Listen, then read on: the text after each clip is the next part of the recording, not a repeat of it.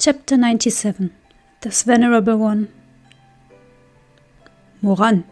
Moran! Someone was calling him. Moran opened his eyes, bleary and dazed, to the sight of an unfocused silhouette in white. He vaguely felt that this person looked like Shuming, but at the same time, he didn't quite dare believe it. He felt that person's hand laid over his chest, channeling an unbroken stream of spiritual energy into the still bleeding wreckage. So warm. Who? He blinked arduously, trying to get a better look at that blurry figure. Moran! Shizun! He murmured, fighting down the blood welling in his throat. He felt something warm and wet fall on his cheek. Slowly, his vision cleared enough to see a pair of phoenix eyes, like the apricot blossoms of Jiangnan, softly beautiful, with a hint of melancholy, set in a face that was pale as death and streaked with blood. Moran stared foggily at him, at a loss. He had never before seen such an expression on Shuming's face. His Shizun had always been cold, impassive, but the person before him now was crying. Moran reached a hand up, wanting to touch, wanting to check if this was real or just a hallucination of a dying man. But with the tips of his fingers mere inches from that person's face, he paused. Sometimes hating someone was a kind of habit. If, all of a sudden, he didn't hate Shuming anymore, he wouldn't know what to do with himself. He didn't dare touch. He was afraid it might be real, but also afraid it might not be. Behind Shuming, Moran spied mountains of corpses and oceans of blood. Moran wasn't sure if this was the battleground at Butterfly Town, or if he had already gone to hell. He was eminently aware that he had committed countless atrocities, had sinned irredeemably, that he belonged in the infinite hells, never again to enter the cycle of reincarnation. But Shuming was a good person. Why would he be here with him, to suffer an eternity in hell? Just a little longer. Shuming's voice was distant and hazy, as if coming to him from the depths of an ocean. You have to stay awake, or else. Moran watched blood seep from the corner of Shuming's mouth. The golden light grew more and more brilliant, until the person before him was suddenly enveloped in the blinding glow and shrank, taking on the small form of a child. Or else you are no longer the disciple of the Yuheng Elder, no disciple of mine. Shiashidi. Shuming had transformed into Shiasini before his eyes. Moran was so shocked that his wound blazed with pain. He passed out again before he could process a single thought. Moran. A voice, so soft it was almost a sigh. He didn't know if it was an hallucination from his past life or a lingering murmur by his ear. I'm sorry. It was this master's fault. This line again. This line again. Shuming, I didn't want you to apologize. I want you to. To what? He faltered, not knowing what it was that he wanted. If he didn't want an apology, then what did he want? Moran's eyes flew open. His breath came in harsh pants, and his clothes were soaked with sweat. He looked up to see a clean, tidy room, sparsely decorated. He was back at his room at Sisheng Peak. He was still alive. He glanced around in disbelief, then raised a slightly chilly hand to feel for the wound on his chest. It was wrapped in several layers of bandages. Blood had seeped through the gauze and dyed it red, and it ached when touched, but underneath, his heart still beat rhythmically, powerfully, beating with the promise of the rest of his life. He lived. He lived. His blood coursed widely, vigorously through his youthful body. The tips of his fingers trembled with it. It thrummed through his very soul. He heard the soft swish of a curtain being lifted. Moran looked up from where he sat on the bed and came face to face with the beauty that had just entered. It must have been cold outside. His long black hair cascaded loosely over a white fur-lined mantle, and when he lifted those soft bright eyes, a faint redness dyed their corners, more lovely than any makeup. Shimei stared a little. He hadn't expected Moran to be awake. Aran, you... Shimei! Shimei! Moran called his name over and over, eyes as bright and glittering as obsidian. He jumped up from the bed, ignoring the protests of his wound, and grinned toothily as he flung himself at Shiming Jing. He hugged him tightly and repeated ecstatically, "I'm so glad. You're alive. I'm alive. It's over. It's all over." The heavenly rift had been the greatest calamity of his past life. Fiends and demons had descended from above, stolen Shimei, and thrown Moran into the abyss of sin. This was the one thing that had haunted him after rebirth. He had been afraid it would happen all over again, that he would be left all alone once more, on the lonely path toward that empty Wushan palace, treading on the bones of those he had once loved and cared for. But the heavens were not unkind to him. Everything had changed when he'd stepped forward with the will to die in Shimei's place. He wouldn't be alone again, abandoned and rebuked by all, wouldn't be cast out in the dead of night, henceforth a lonely wanderer. Starting today, the curse was broken. He had truly escaped the nightmare of his past life, truly been reborn. Moran clung to Shimei for a long time. When he let go, his eyes were bright like fireworks, glittering like the starry night. Shimei stood dazed and unmoving while Moran wrapped his arms around his shoulders and smiled down at him. They stayed that way for several minutes before Shimei slowly came back to his senses and leaned in to press his forehead on the underside of Moran's jaw. "Aran." Shimei lifted his face. He wore a faint smile, but his eyes were a little wet. "I'm so glad you're okay." Moran smiled and stroked his hair, then gathered Shimei's hands in his own. "Of course I'm okay, silly." He reassured him. "Why wouldn't I be? Before he could say any more, the curtain was lifted again as another figure strode in. "Shuming?" No response. This guy was always so petty. He was probably still upset to have been outdone at the battle at Butterfly Town. Shuming wore a sullen expression, and his lips were pressed into a thin line. When he saw Moran up and about, he paused for a beat before turning to Shimei. "When did he wake up?" Shimei hesitated before answering. A hint of worry crept into his voice as he said, "Just now." Another pause. "I see." Shuming still refused to look at Moran. "Look at this little brat." Moran thought to himself. Sulking like this is just 'cause he didn't get to be the hero. He's acting like someone stole his candy or something. But Moran was in quite a buoyant mood, so for once he was willing to overlook it. He smiled and said, "Looks like I was out for a while there, huh? Who brought me back?" "Who else?" Shuming flung his sleeve and tucked his hand behind his back. "It was Shizun, of course." "Ah." Moran was taken aback at this revelation. Fragments of blurry memory from his half-conscious state passed before his eyes.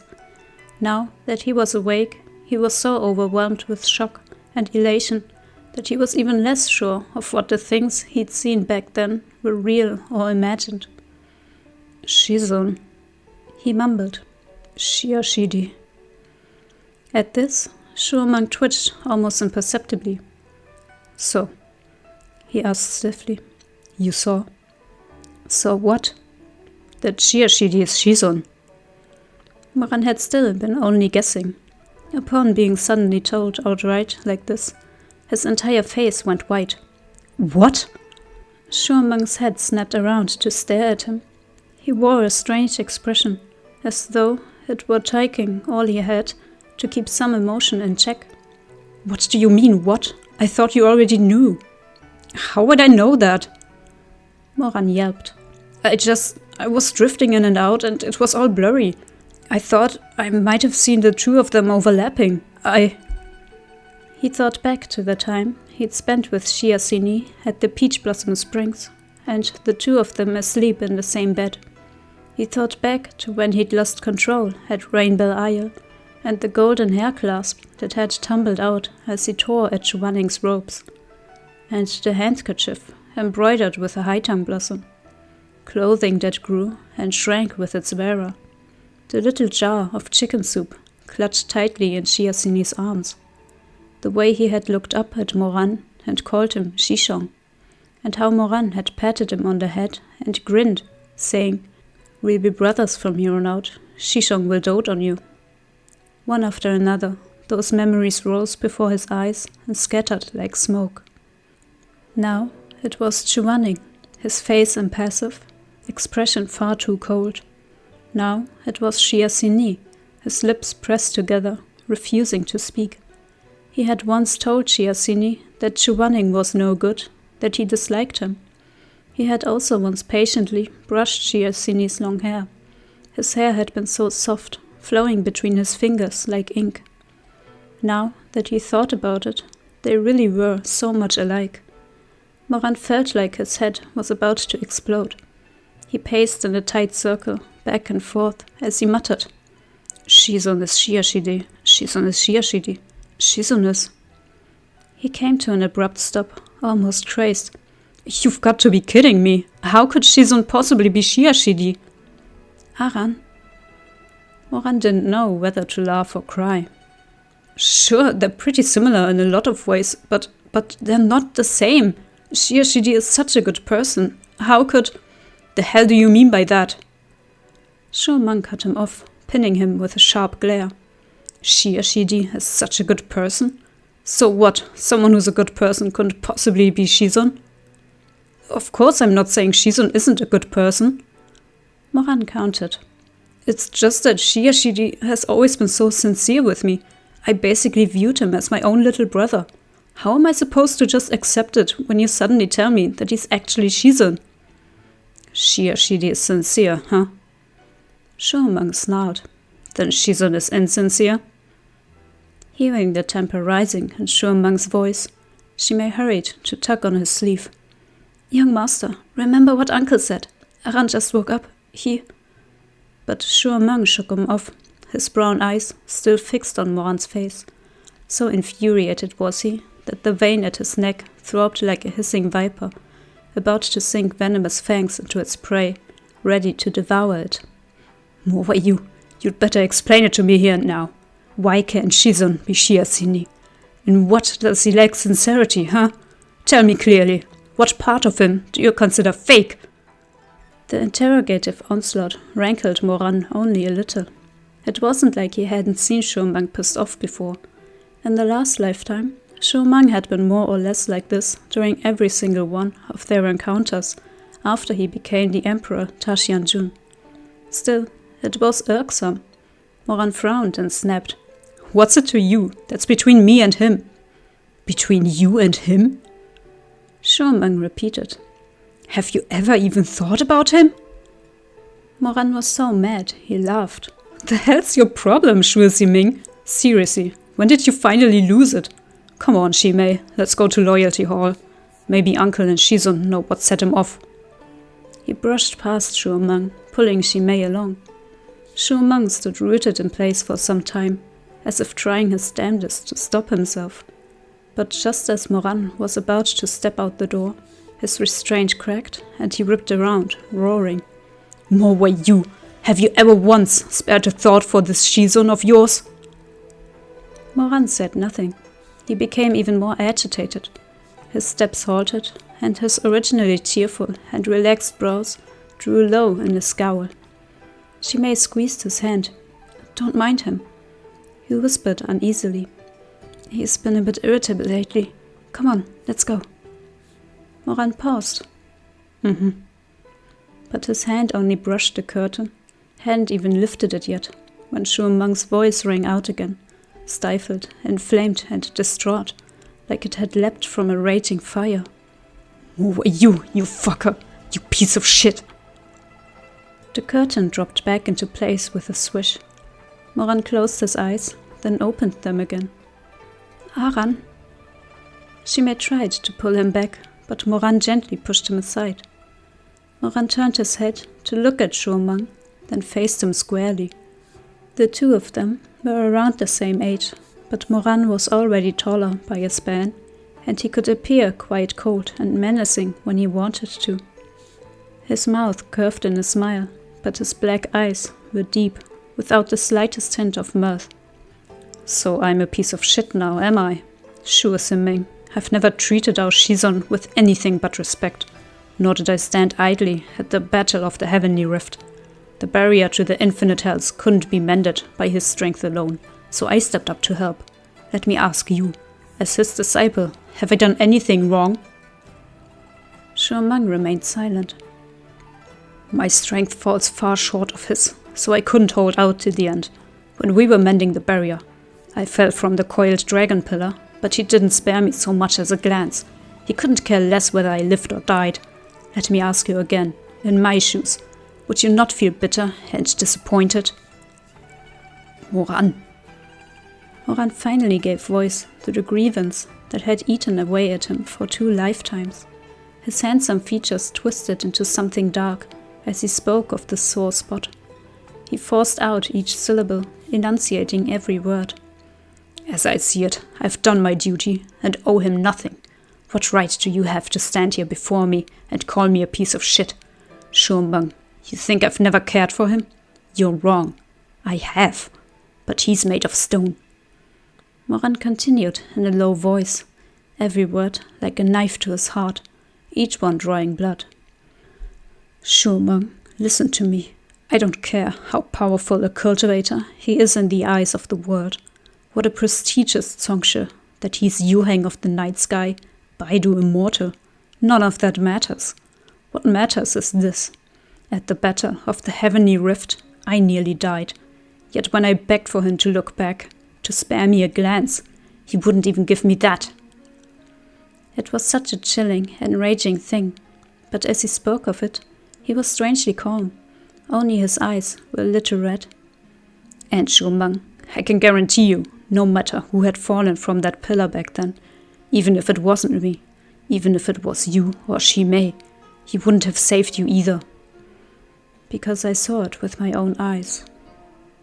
Shuming had turned and left his own disciple's body to cool in the snowstorm that blotted out the sky. After all, nothing is more important than his good name as the Baidu Immortal. Moran sneered coldly. Perhaps it was due to the room's dim light that he looked a little forlorn. "You live if you're lucky, die if you're not." His last word was still hanging in the air when there came a blur before his eyes alongside a rush of wind. The room was narrow and Shimei was behind him. Even if he sensed it coming, Moran couldn't dodge lest Shimei come to harm. He stood his ground and took the blow. Shuming lunged at him like a cheetah, gripped him by the collar, and a loud crack rang out as he struck Moran across the face, holding nothing back. After being slapped out of the blue, Moran's temper flared as well. He twisted his wrist to seize the raging youth and snarled through gritted teeth. "Sure, Shuming, the fuck do you think you're doing?" Shuming didn't answer, bellowing, "More were you bastard!" He had no interest in talking anymore, but rampaged like he had really lost his mind. He brawled brutally with Moran right there in that desolate little room. The two instantly had each other's throats, like a pair of trapped beasts. They fought like they wanted to rip each other to ribbons, like they wanted to tear one another apart and swallow each other blood, bone and all. A single lamp flickered in the room, and it cast them maddened silhouettes against the stone wall, like a shadow play of bloodthirsty beasts or a picture of frenzied demons. Suddenly, Moran heard Shuming choke back a sob. It was so quiet that he suspected he'd misheard. But just as he thought so, several fat teardrops splashed onto the back of his hand. Shuming suddenly released Moran and shoved him away. Then he curled up on the ground, wrapped his arms around his knees, and started bawling miserably where he sat. Moran's cheek was yet red and swollen, but he was utterly stumped by this turn of events. It wasn't like he'd actually attempted any deadly moves. Surely he hadn't hurt him that bad. Besides, his cousin had thrown the first punch, so why did he? He was still puzzling it over when Shuming raised his voice, screaming hoarsely between broken sobs. "How could you say he didn't save you? How could you say he didn't save you?" Tears rolled down his cheeks, unsuppressible. Off to the side, Shimei sighed and looked down in silence. It seemed that Shuming couldn't keep things quiet after all. Between sobs, Shuming choked out, "He'd be so sad if he heard you say that from the underworld." These words were too sudden. Moran couldn't process them at first. In a daze, he asked, "What?" Shuming wept on and on. His venomous fangs had indeed pierced Moran's neck, but he had also pricked himself.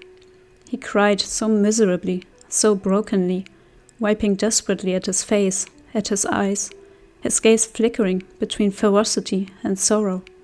Shuming refused to get up from where he crouched on the floor. There he stayed, his face buried in the crook of his arm, for a long, long time. Moran felt a slow numbness creep up from the soles of his feet until his entire body was frozen.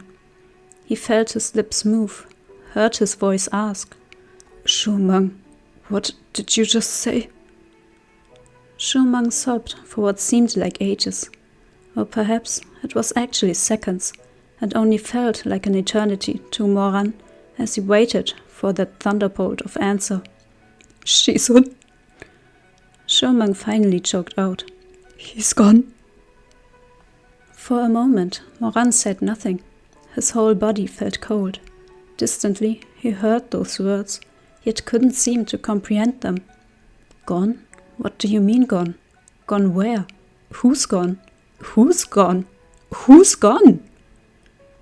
Shuming lifted his head slowly. There was hatred in his eyes, and mockery, and the deepest pain and loathing. "Do you know why he didn't look back?" Moran stared mutely. "Father said that sealing the heavenly rift took everything in him. Did you think you were the only one struck by the fiendish energy of the ghost realm? The discernment barrier is twinned. Whatever damage you took, he suffered the same. It's just that he endured it in silence and said nothing to anyone." Moran felt a droning between his ears. Then, when he didn't save Shimei in the previous lifetime, was that also because? He didn't dare finish the thought. The tips of his fingers shook. No way, but he was so poised. When has he ever been anything but poised before others? Fresh tears welled up and overflowed Shuming's eyes as he spoke. By the time he came down, his spiritual energy had been exhausted. Why do you think he put a protective barrier around you and left without looking back? Shuming's words dripped with tears of blood. Shizun knew he couldn't hang on for much longer, but his cultivation was high, so the moment he showed any sign of weakness, all the fiends would be drawn to him. Moran, did you really think he left because he abandoned you? Moran was speechless, struck dumb. He left to protect you. Who were you? So you wouldn't get caught up in that. The fiends went berserk when the gateway to the infinite hells closed. The battle dragged on till nightfall. So many were killed or injured. Who had time for you? Even my father didn't know you were gone until he was already back at Sisheng Peak with the injured Chuanji elder. Shuming paused for a second, his breathing harsh, before forcing the rest of the words through the tightness of his throat. Who were you? He was the one who brought you back. He was the one who took a pill that let him regain his original form, so he could pull you from the bloody wreckage, from the mountain of corpses. He was the one covered in wounds, but he still passed you the last remnant of his spiritual power. No way. He brought you home. You were unconscious, and his spiritual energy was completely drained. He was no different from an ordinary person at that time. He couldn't use a single technique, not even a simple communication spell. He could only carry you on his back and climb up the stairs to Sisheng Peak, step by step. No, over 3,000 steps. He without any spiritual power. Moran closed his eyes. He could almost see, there, under the pale moonlight, Shuming carrying a barely breathing Moran, climbing haltingly up those endless stairs. White robes stained a bloody crimson. That person who had ever been so distant and unreachable, so pristine and untarnished, Baidu immortal, Yuheng of the night sky. Moran's throat was tight, his voice shook. No way. How did he? I wondered the same. Shuming stared into the distance with red-rimmed eyes, looking lost. When I spotted him, I thought that surely I had gone mad. Surely I was seeing things. Because I was also thinking. The rest came out in a sigh. How did he even? No way. Moran choked on a low sob and clutched at his head. He murmured helplessly, No way! The stairs are still stained with a trail of blood. That's the road he took to bring you home. Shuming's hatred made him ruthless. Go look for yourself, Moran. Go look! No way! The shock and helplessness were more than he could bear. Without warning, he grabbed Shuming, hauled him up off the ground, and slammed him into the wall. His features twisted into something bestial. No way! No fucking way!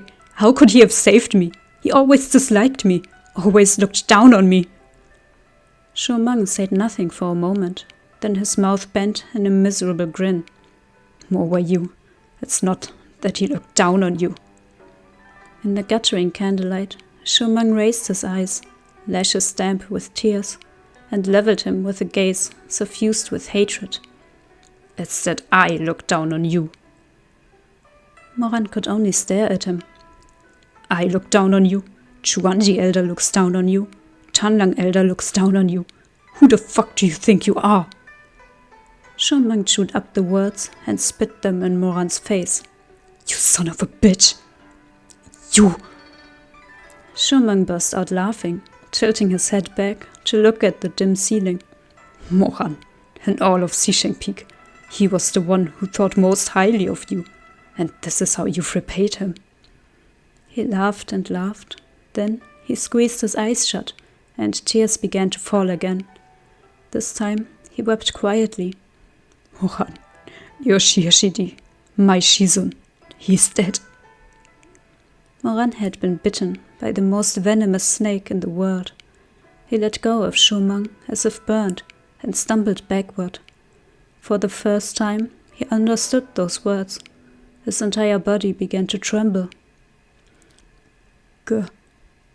Shuming suddenly called out to him.